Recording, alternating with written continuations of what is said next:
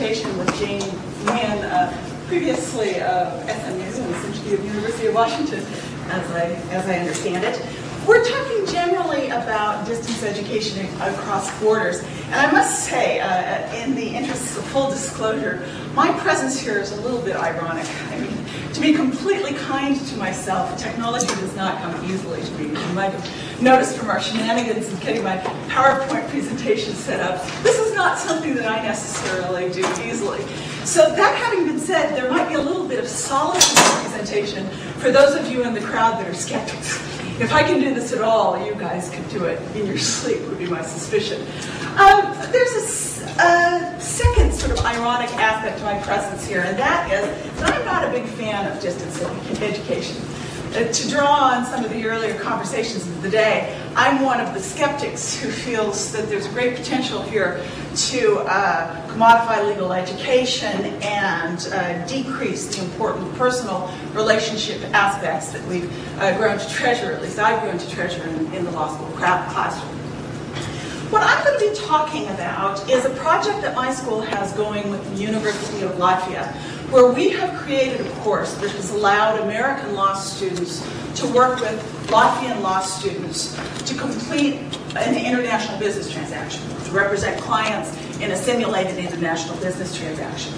I think this experiment fits in with my own predilections about technology and distance learning because it uses distance as a tool, in large part to teach about distance.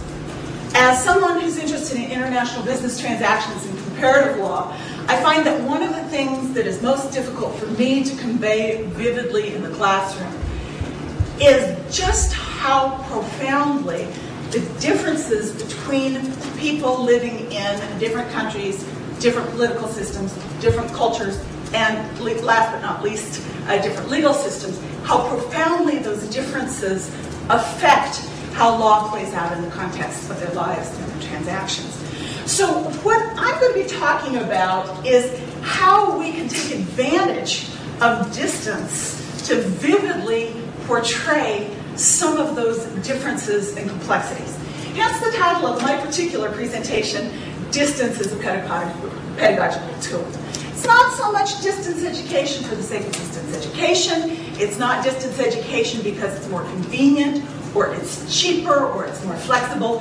Instead, it's because by introducing an element of distance into the classroom, we're more effectively able to teach certain essential concepts, or so I believe, in the international business transactions sphere.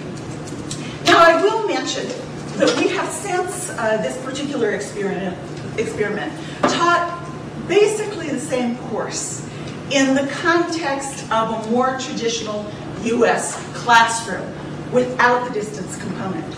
And it's been very interesting to me to observe how I believe the pedagogical goals of the course have been achieved in different ways by the two courses.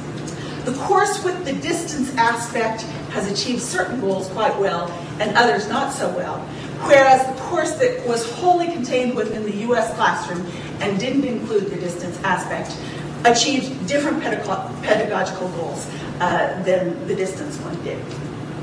All right, briefly, just to let you know where we're going, I'd like to give you some background on our project, how we got to designing this course, but spend most of my time talking about what we hope to accomplish with the course, how we structured the course, the technology that we use to the extent I understand it, and to give you some examples of some of the results that I think reflect the successes of the distance learning course. Ultimately, I gained a few lessons from this experience that I would certainly put into play were I ever to try such a harebrained scheme again, and I hope that they'll be useful and interesting to you as well. Generally speaking, the United States School, Lewis and Clark Law School, and the University of Latvia are engaged in an ongoing relationship that's funded by the United States Information Services, the same people that bring you the Fulbright Scholarship, for instance. It's a 3-year program, and it principally funds the exchange of professors. So Latvian professors come to the U.S. Law School, our professors go to Latvia. This is great and wonderful. It allows us to participate in collaborative research projects to work together on curriculum development that's of mutual interest to both schools. But one of the things that disappointed me a little bit about the project is it seemed very difficult to get students involved in a substantive way in the exchange portions of the overall partnership. As a result, when I was scheduled to be in Latvia for a semester, I've been there a number of times, but my longest trip was a semester long, I talked with my Latvian colleagues about the possibility of offering a cooperative business transactions course, where I would teach in cooperation with my Latvian colleague a business transaction course in Latvia, and yet another Lewis and Clark colleague would teach a parallel course in the United States, and we'd try and find some way to have the students in the two courses work together. That was the genesis of the project. As we began to design the course, we tried to identify what we hoped to accomplish through these parallel courses. And we had a number of principal goals. I'll give you 4 of them here. The first thing that we wanted to do was to have the students view legal issues from a transactional perspective as opposed to a dispute resolution perspective. And I'll talk about that in just a little bit in a moment. We also wanted to take context seriously. All of us are familiar, I assume, with a typical law school hypothetical where company A wants to sell company B 1,000 widgets for $10,000, and from that you launch off into a discussion of legal doctrine. Those kinds of hypotheticals are very useful for some purposes, particularly to explore the interstices of legal doctrine, but particularly in the international sphere, my feeling is they fail to capture the full complexity of the differences between legal systems and between participants in an international business transaction. So we hope to design a course that would be in some way very fact-rich. We also wanted to create the course so that it would encourage active learning. And I must say, this is where the technology came into play and really helped us achieve this particular goal. Finally, and this is the goal that I'm going to spend most of my time talking about today, we really wanted the principal pedagogical goal of the course to be developing a particular appreciation in the students for the importance of distance and the importance of difference in international business transactions. What I'd like to do now is talk in a little bit more detail about the first 3 pedagogical goals, leave them, and spend the rest of the talk talking about the 4th pedagogical goal. So let's start with the transactional perspective. What do I mean when I say that? Basically, as I've already mentioned, the difference between a transactional perspective and a more traditional law school perspective is that you look at a business transaction from the planning stages as opposed to the stage where a dispute has already arisen, it's in court, and the students are reading a judicial decision resolving the particular dispute. This is a particularly interesting perspective, I think, because it requires the students to work in an environment that is very unfamiliar to them. At least unfamiliar in the context of many of the law school classes that I'm familiar with. The first reason it's unfamiliar is that often to work effectively in this environment, the students have to synthesize theory and doctrine and skills from all sorts of different legal areas. Still, for the most part, the case that law school subjects are separated into contracts, securities, banking law, etc. And the students have few, if any, opportunities to synthesize these various areas in the context of one transaction. Of course, in the real world, transactions seldom present just a single legal issue or a single legal perspective, and it was our feeling that the synthesis itself was something that was interesting to talk about and learn about. The other thing that's a little bit different about the transactional perspective is that instead of being presented with a fixed set of facts and having the law operate on it, if you're truly looking at a business transaction as it develops, you begin to see the symbiotic relationship between the facts and the law. So at the beginning, people think they know some things about some things. but the facts are uncertain. The ones that the parties know about are somewhat ambiguous or not fully filled out. And over time, the facts spur inquiry into certain legal issues. The legal issues spur inquiry into different kinds of facts. And frankly, the business people just change their minds. This kind of fluidity, uncertainty, ambiguity in the facts is something that is rarely captured very well in a static hypothetical or in a judicial case decision, although we do try and do it, most of us professors, by varying the facts of hypotheticals in the context of a more traditional law school classroom. The third thing that is different about a transactional perspective, I believe, is that it gives the students an opportunity to truly appreciate why the business people are entering into a transaction.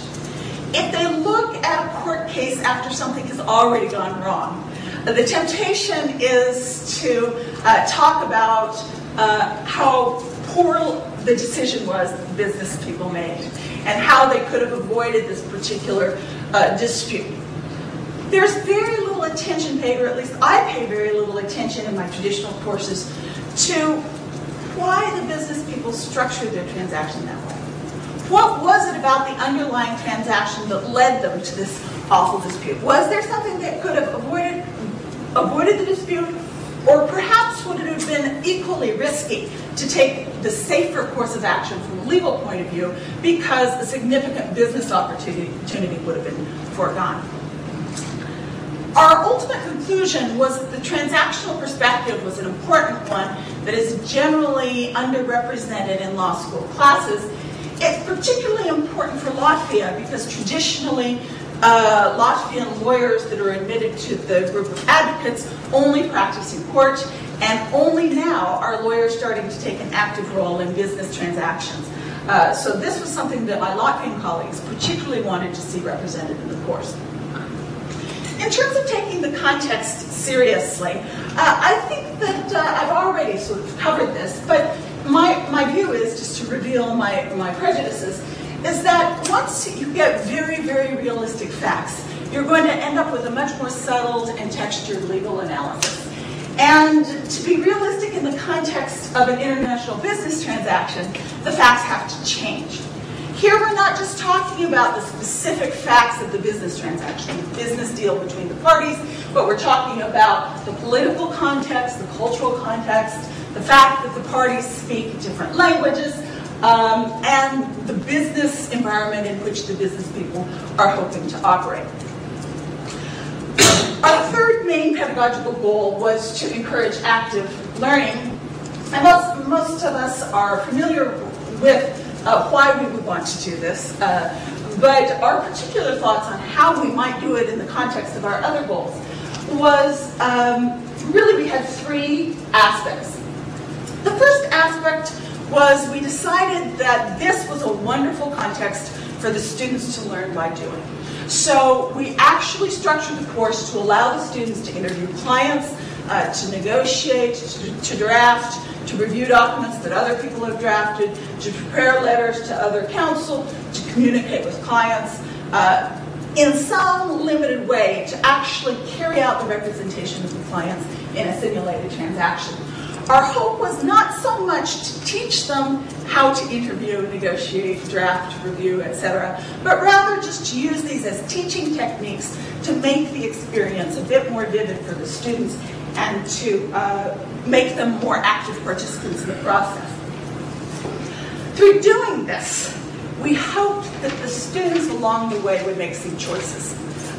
We tried to give them enough information so that those choices would be informed, but ultimately we were going to hold them to the choices. So if they decided to structure their transaction in a certain way, they'd have an opportunity to see how that structure played out once the transaction was closed, and things, as they inevitably do, started to go wrong.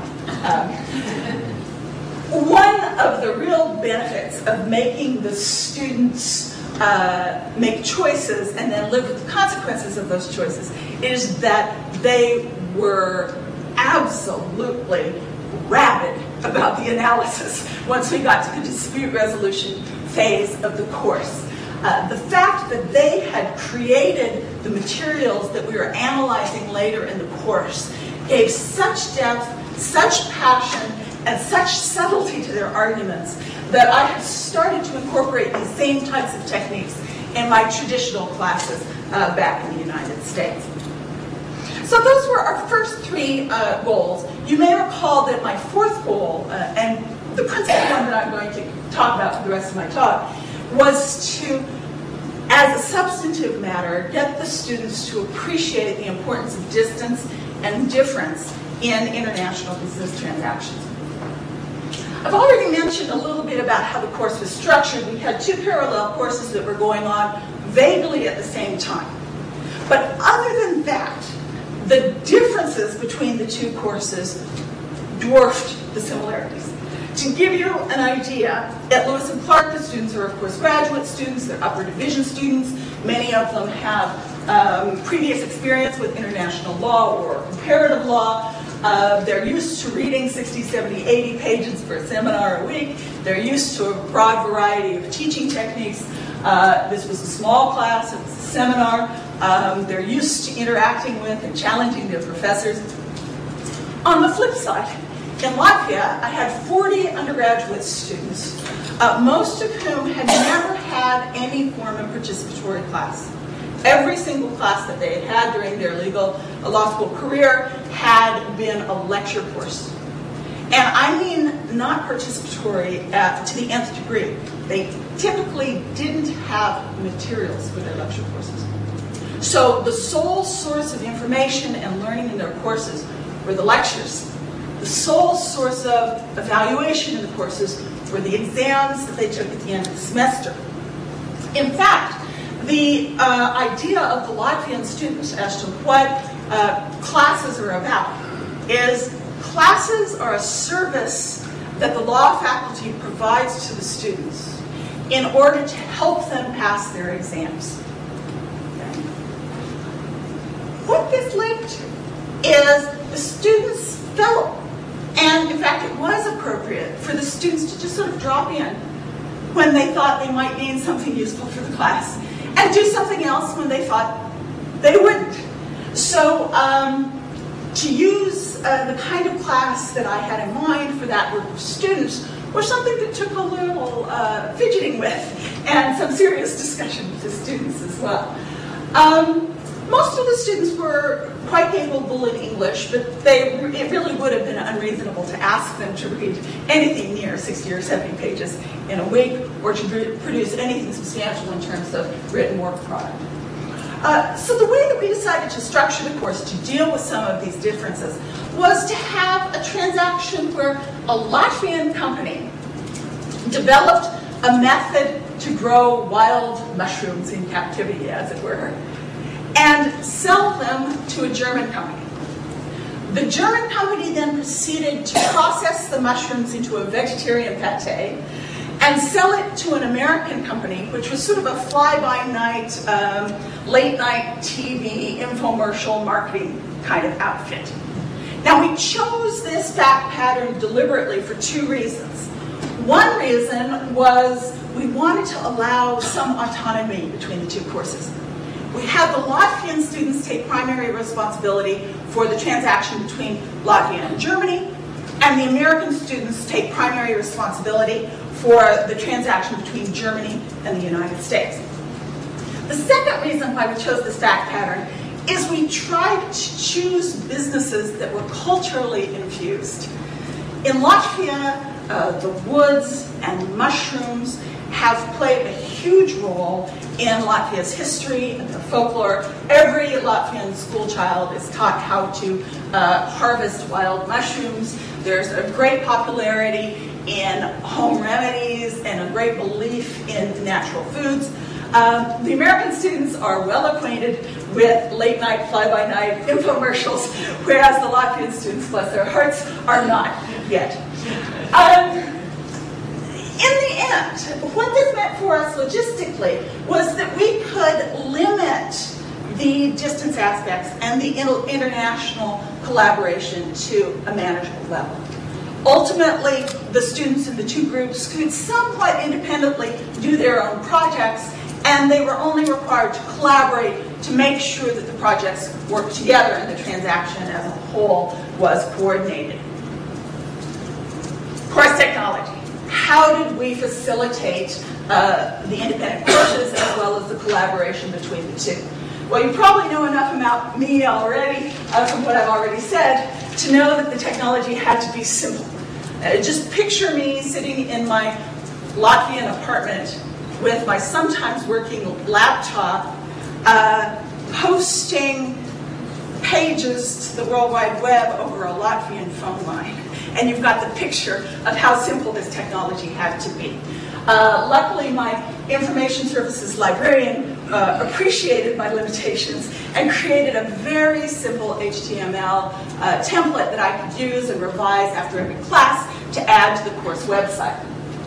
The principal tool is a website with an address that you can't read, but should you ever take a look at the CALI website, there is actually a link to the website which I've left on the World Wide Web for you to browse should you decide to do so. And basically it had spots for announcements, course materials, student work product, some links for students who wanted to learn something about Latvia or about the United States respectively, and also links that help the students contact professors or other students.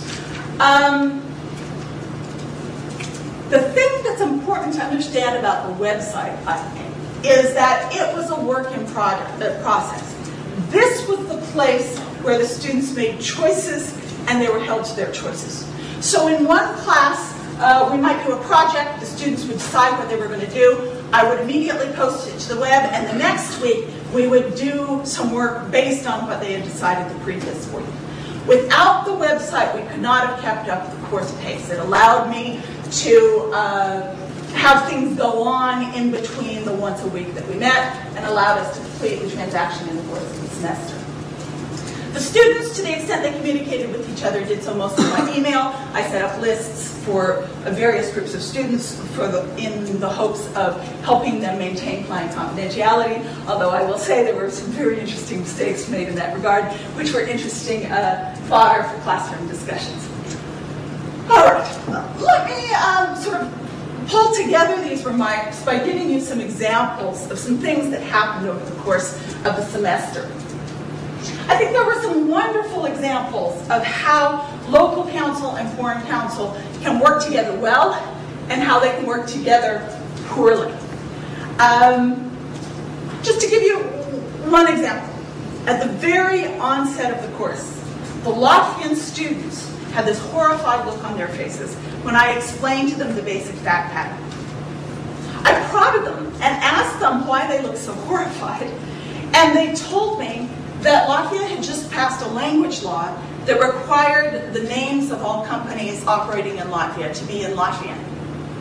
The name that me and my colleague had chosen was not a Latvian name.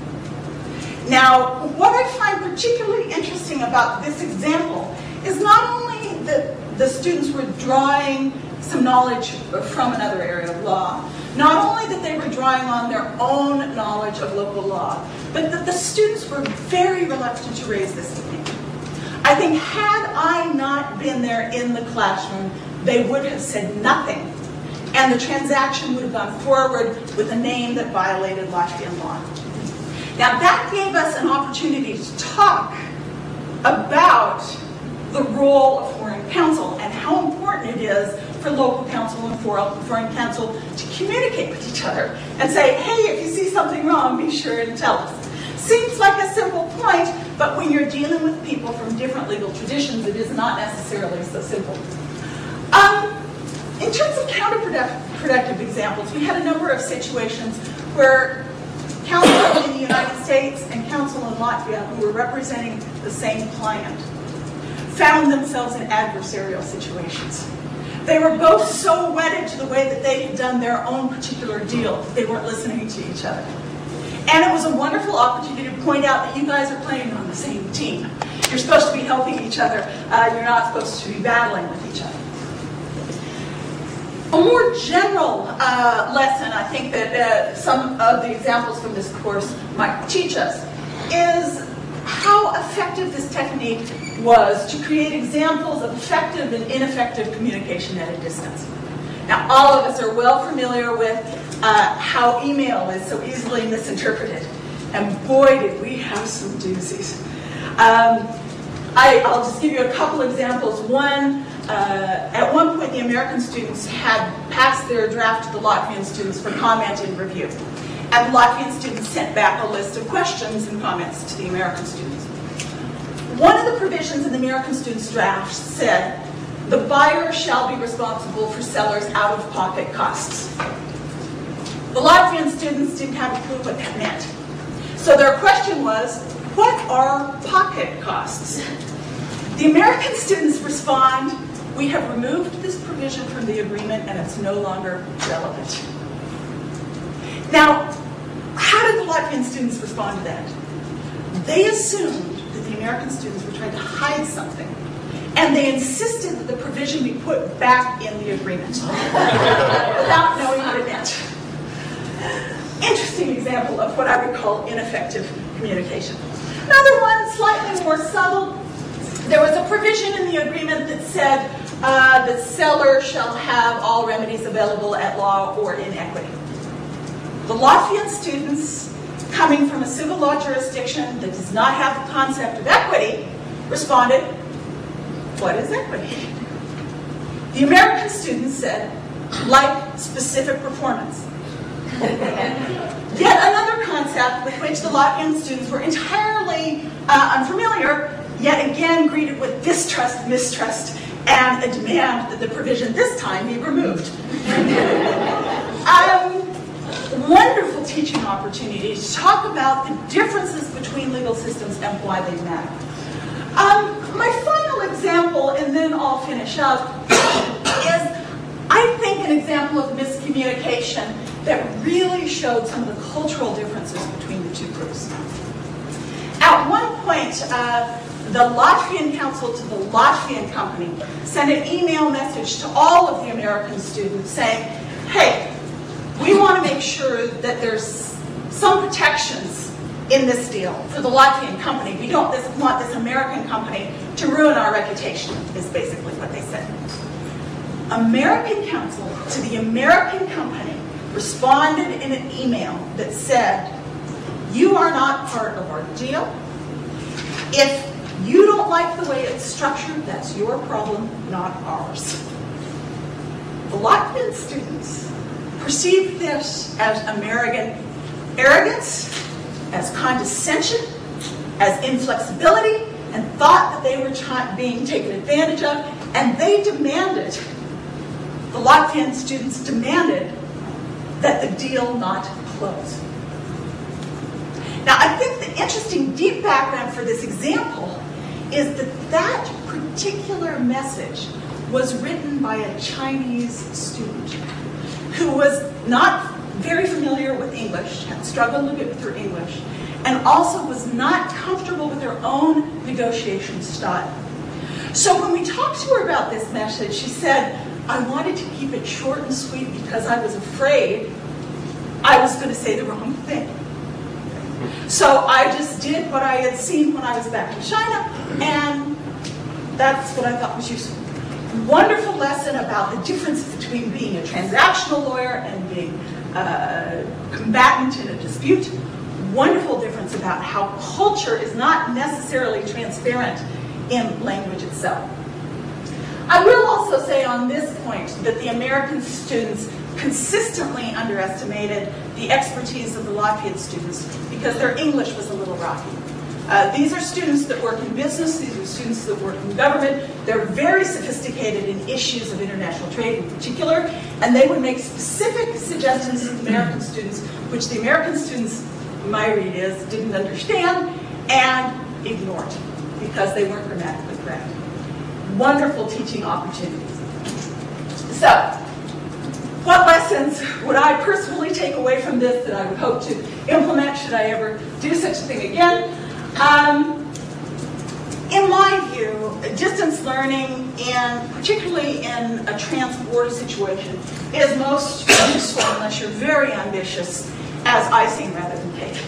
By that I mean I think it's useful to have two courses or one course that is in and of itself pedagogically useful and successful, and use the distance aspects of the simulation or the course as a way to enrich what is already an otherwise successful course. My second lesson that I take away from this is I think it's very, very important to start small, to be simple, and to be flexible. This whole project could have been a disaster if we had a very complicated website that couldn't have been changed, or if we had a very complex transaction that we were not able to accomplish over the course of the semester. The third lesson that I take away from this, and this is where I'll end, is that frustrations and surprises are inevitable, but they created some of the best teaching opportunities I've seen in my teaching career in this particular course. I think what I'll do is I'll end here and let Susan talk, and maybe we can field questions at the end. Thank you very much.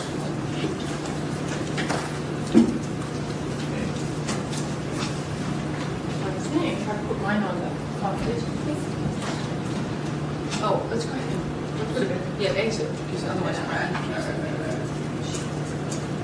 Demonstrating my technological competence here. Demonstrating the manifest shortcomings of Microsoft software. Well, that too. And then I'll start up PowerPoint again. So Amy and I had never met before about 60 minutes ago. So we both submitted topics to John Mayer that had to do with distance learning and international stuff. And well, that's an interesting question. Oh. Okay. So my project is very different than Amy's was.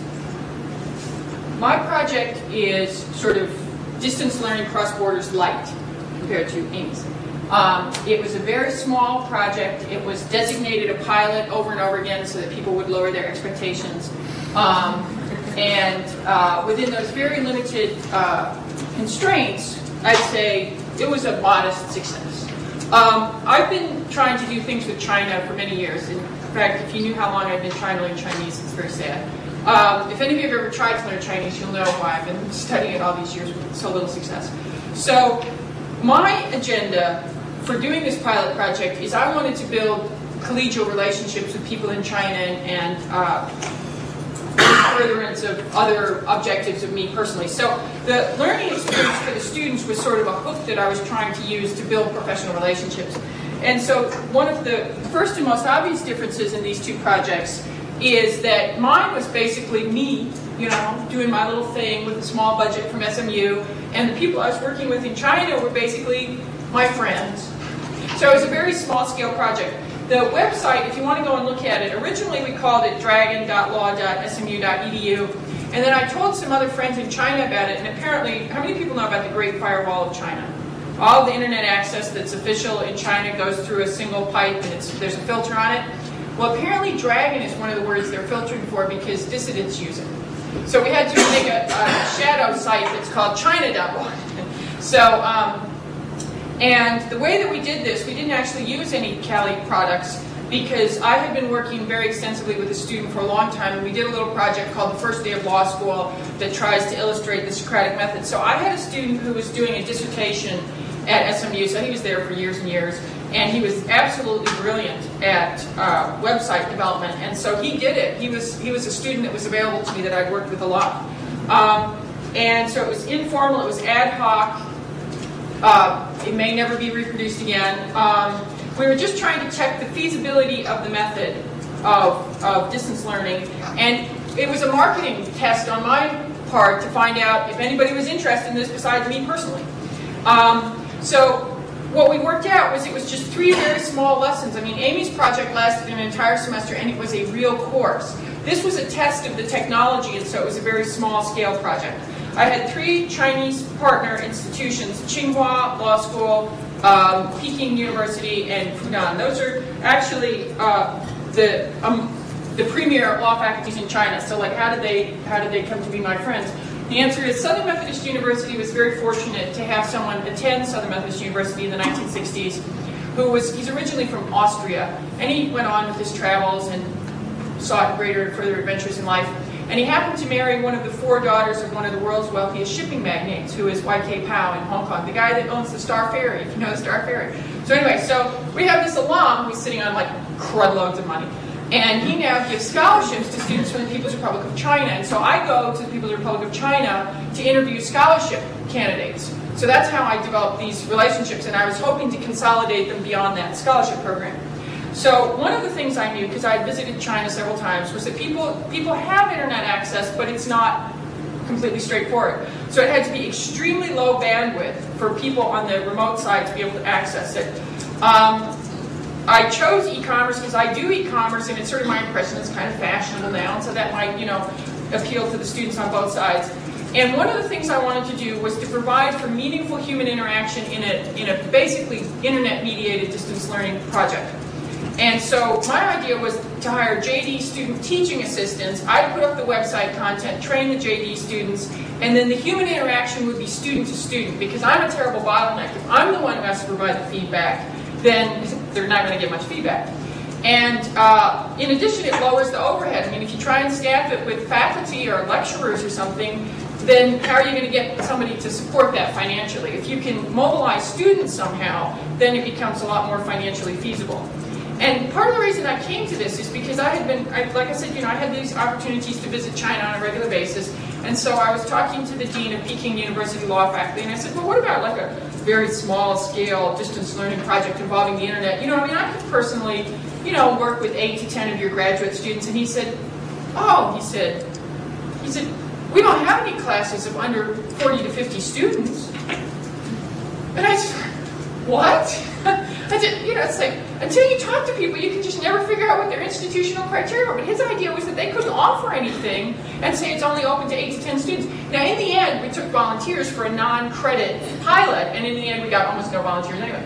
But that was part of the reason I lined up the student teaching assistants, was because I thought if this goes live and it's like an actual course, we have to be prepared to accept large numbers of students that I couldn't possibly be responsible for. Okay, so like I said, I was working on building, the agenda in the background was I wanted to build collegial relationships with faculty and institutional relationships. Okay, so the elements were the web tutorial was meant to be extremely simple. It's very short texts with a couple of hyperlinks.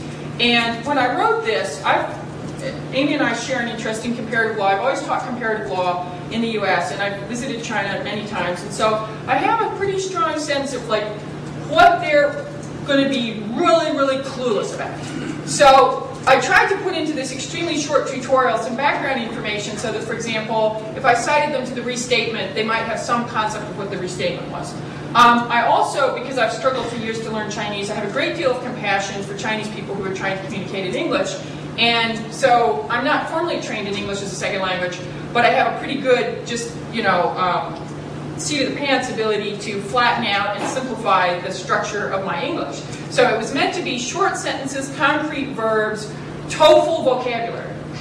Okay, and then what I really wanted was a quiz for comprehension. Ideally, if this was ever really going to go live, I wanted the quiz for comprehension to be a filter that would protect the JD student teaching assistants from brainless responses. That you would have to successfully complete the quiz before you'd be allowed to send your homework into the TA. So the TAs wouldn't be reading meaningless homework.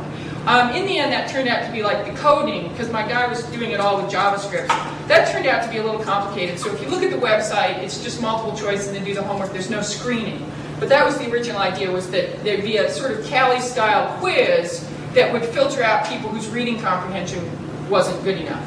The staffing was, I had to have like one personal colleague, friend, to help. I had a former, one of the former scholarship students went back to Fudan. I had a former student at Peking University, and I had a junior colleague at Tsinghua University that agreed to help. So you get the point, these are all extremely junior people who are doing this for, friendship as much as anything. But they were the ones that posted the notices and said, do you want to participate in an internet pilot to learn about e-commerce law with the US Law School?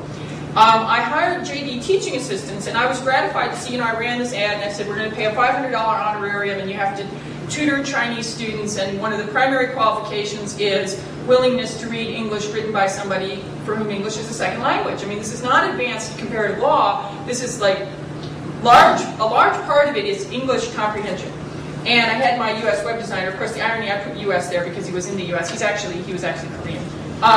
So then I trained my JD teaching assistants so that they understood the lessons, they understood the homework questions, and they understood what would be an acceptable answer to the homework questions.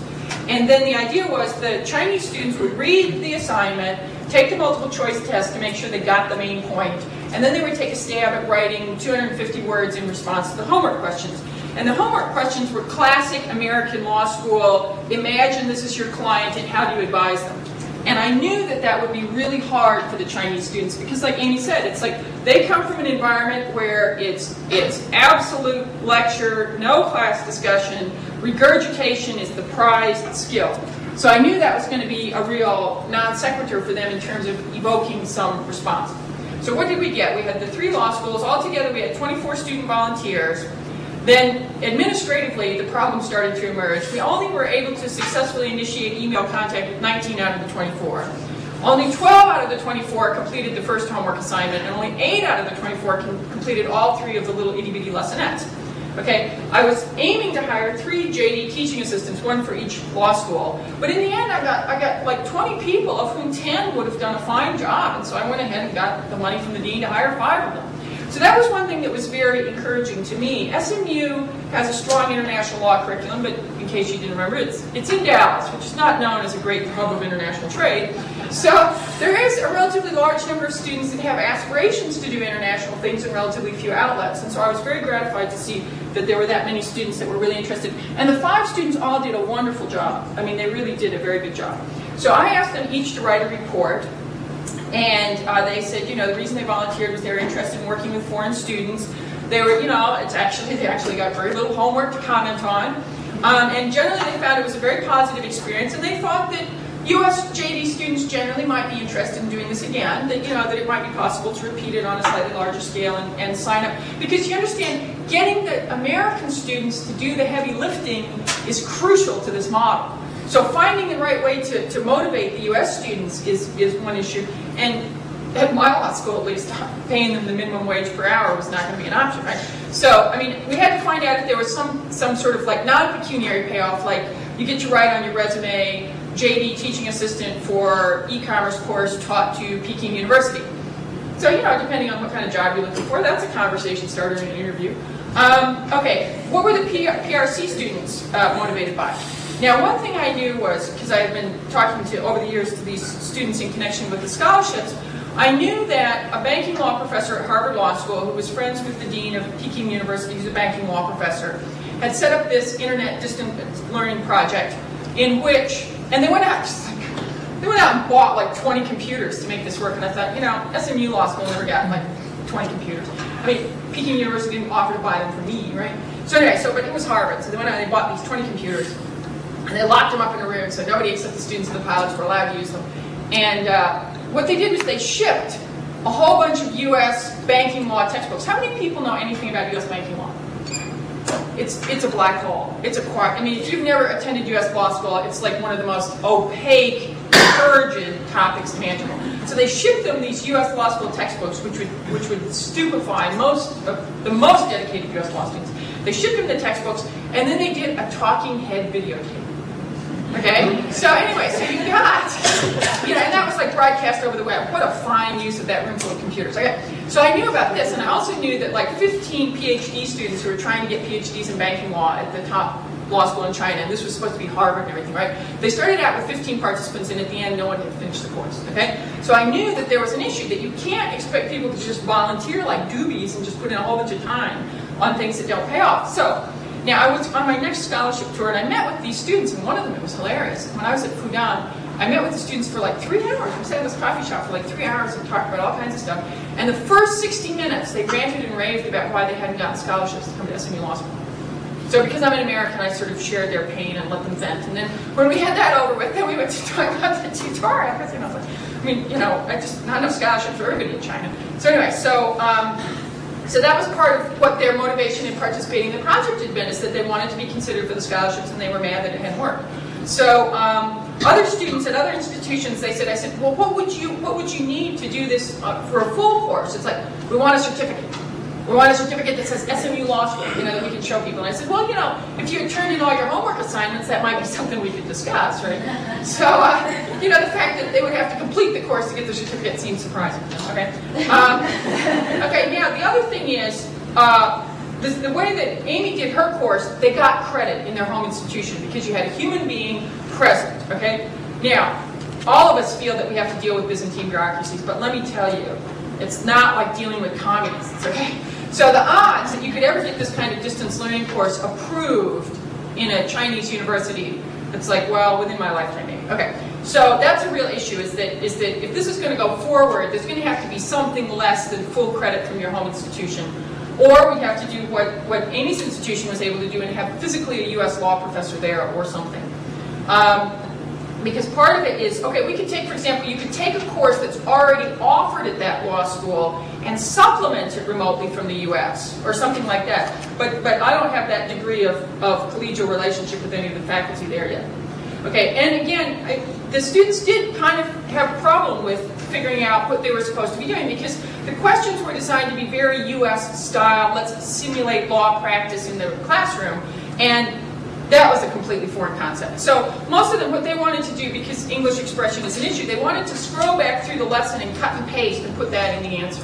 That would be their impulse, partly because of a communications issue and partly because they're showing appropriate deference to authority, right? That's what's rewarded in their system. Okay, so what were the lessons learned? One thing was the technological problems, even for this like extremely minimal use of internet resources, which is like a relatively simple website and email communication. The email was no problem, which was one intuition I had. So the email exchange is absolutely no problem.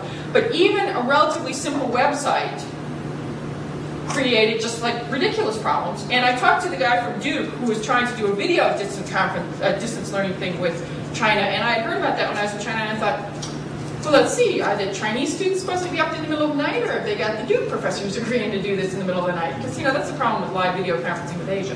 And they said, oh, in the end, they were just mailing them CDs because they were having so much trouble making the equipment work. So high-end distance learning is a problem, and even this simple a project was a big problem, in part because it was all informal. We didn't have institutional buy-in at higher levels. The administrative overhead turned out to be like way vastly much more than I anticipated. I don't think going forward it's going to make sense to do this kind of stuff. And I'm saying the People's Republic of China, but I'm assuming most foreign countries this is true, is that the Chinese students are extremely focused on what's required for their long-term success in China. There has to be a concrete, tangible payoff in terms of the criteria that determine their lifetime career success. And so that's a real obstacle. And I would say that the pilot was a modest success, but I haven't noticed any groundswell support from either SMU or the people in China to continue it. So it's like, well, I guess it really was just me. So anyway, so that was my pilot. Shall we open it up now to questions? Sure. Yes. You were commenting about the technology that the Chinese students had to deal with. I'm wondering how was it set up at the school you were teaching at? Did they have a computer lab, or how did that work? Well, you asked a very interesting question. They did have a computer. Do we need to talk into the mic? Does it matter? No. They did have a computer lab, and the school guarded it like the crown jewels. Mm-hmm. Students were almost not able to use the computer lab without special dispensation from the dean of the law faculty. By the same token, every single student I had, with 2 exceptions, had internet access at work or at home. And the 2 exceptions spent most of their life in internet cafes. So they all felt extremely comfortable working with email and working with the web. In fact, I think more so than the American students did. It was wonderful that their reading assignments were short and I posted them to the web, because that turned out to be the only effective way to distribute information to them. There was no good place to leave copies of materials for the students, since they typically didn't buy books for their courses. There wasn't a bookstore where they could pick things up. I didn't have an office. Most professors there didn't have an office, so there wasn't an office we could leave papers outside of. So thank goodness for the website. that worked very well. One of the things about the email access that made sort of designing the technology a little bit difficult, and I'm going to be a little bit out of my depth here, is that a lot of the students had like Hotmail and Yahoo accounts, and they regularly sort of changed them. So the email list system that we had to be flexible enough to let me delete and add names regularly. We had thought about structuring it like as a twin web page or something like that, but we would have had to get, my understanding is, special dispensation from West to give those students limited use passwords, and it would have been very complicated. So we just did it with a basic email list in my institution. And the Chinese students, are they comfortable working on computers? Do they have access to? Yes, there's no question they're all using email. That was the one thing that I knew because I get emails from all these people asking for scholarships, right? So I knew that. But and the other thing is, they have access to internet cafes. The thing that was like extremely weird, there is this university in China called Tsinghua, which is actually the only Chinese member of CALI. Okay, so anyway, so Tsinghua is receiving, the Department of Education has targeted a few universities to make them like world-class showcases. And so Tsinghua University is receiving staggeringly large amounts of money from the central government. They're receiving staggeringly large investments from overseas Chinese that want to have big buildings built with their name on them and stuff. So when you walk around the campus of Tsinghua, it's just rising up, this massive modern American campus. I mean, they have a moot courtroom in the Tsinghua Law School that's better than anything we have at SMU. And so this is what I'm saying is like, okay, now, this is the MIT of China. They require students to pay a fee to look at websites that aren't originating in China. Like, what? Isn't that weird? So, and it's like that Fudan didn't have that policy. That's what you see. So it's like, so there's all this weird stuff that you can't anticipate. And so then I sent the whole website over to be reproduced on a site in China, and then they didn't display it properly. They put it in a directory so they could download the files and look at, you know what I mean? They didn't display it. It was, so it's like very weird. So, and when I talked to the guy from Duke, he also sort of had the same experience, which is that it's this puzzling mixture of resources in some contexts and an utter lack of resources in others that you can't anticipate until you start talking to people. So that would be my guess, is that no matter what it is that you're thinking of doing overseas, they're going to have like weird blind spots that you just can't anticipate until you talk to them. And so that's, just over and over again, we had like these weird things that, the other thing I haven't disclosed is, of course, I did the whole thing behind schedule, late, in a huge hurry. That was my fault. So that complicated the administration too. If we had done it 6 months ahead of time and tested before all that, then we wouldn't have had so many administrative glitches. I will add one thing to that. We had the benefit of working with some people in the school who had a great deal of political power within the faculty. But these were the folks who were the most skeptical of computer use. And so we weren't getting a lot of guidance from our colleagues in Latvia as to what their capacity was from a computer standpoint. So we went over there pretty much blind with the idea that we may have to rely entirely on our own resources and possibly, in worst case scenario, print out email messages for the students and deliver them to them in hard copy. The younger faculty members were more savvy, but as of yet, none of them are using computers in any way in the classroom. Any other thoughts or questions?